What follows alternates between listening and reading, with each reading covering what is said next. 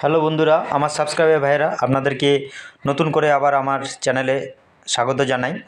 আজকে একটু প্রায় নতুনই কেস ধরতে পারেন, নতুন রোগ, চর্মরোগ, যেটা গ্রামগঞ্জে প্রায় বেশিরভাগ ছোট ছোট বাছুরের হচ্ছেই, যেটাকে আমরা স্কিন অ্যালার্জি বলি ইংরেজিতে।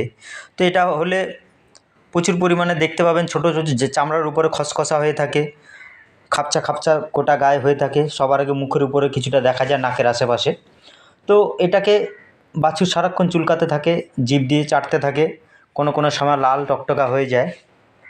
এটা হচ্ছে এর লক্ষণ, মাছি বসতে থাকে। তো এর কতগুলো সাবধান আপনাকে অবলম্বন করতে হবে। একে বাসি কোনো খাবার দেওয়া যাবে না, বেশি সবুজ জাতীয় খাবার একসঙ্গে দেওয়া যাবে না।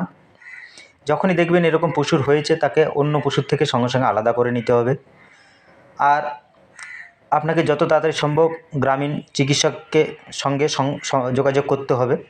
তো এর চিকিৎসা কি করবেন? চিকিৎসাতে আইভারমেকটিন ইঞ্জেকশন মার্কেটে পাওয়া যায়। Ivermectin injection 1 ml 50 KG body weight হিসাবে, ওজন হিসাবে চামড়ার নিচে ইঞ্জেকশন করা হয়।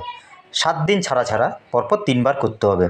ধরুন একটা ওজন 50 কেজি আছে, তো আপনি একে 1 ml ইঞ্জেকশন করতে পারেন।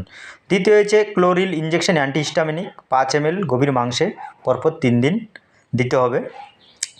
ক্লোরিল দেওয়ার পর আপনাকে একটি আয়ুর্বেদিক ক্যাপসুল, যেটা মার্কেটে উপলব্ধ আছে, একটু করে ক্যাপসুল প্রত্যেক দিন আপনাকে খাওয়াতে হবে পরপর 25 দিন। তো এটা একটু বড় হলে একটার জায়গায় দুটাও খাওয়াতে পারেন, কোনো অসুবিধা নেই। তো বড় হওয়ার সঙ্গে সঙ্গে ডোজও একটু বাড়বে, সেটা পশু চিকিৎসক বুঝে নেবেন। তো এই ছিল আজকের ভিডিও। আমার চ্যানেলটিকে সাবস্ক্রাইব করুন, অবশ্যই লাইক করুন, শেয়ার করুন, কমেন্ট করুন। আপনারা এর থেকে অনেক রকম পশু চিকিৎসা সম্বন্ধে জ্ঞান অর্জন করতে পারবেন।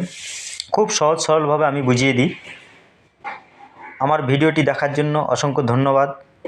আবার একটা নতুন ভিডিওতে দেখা হবে।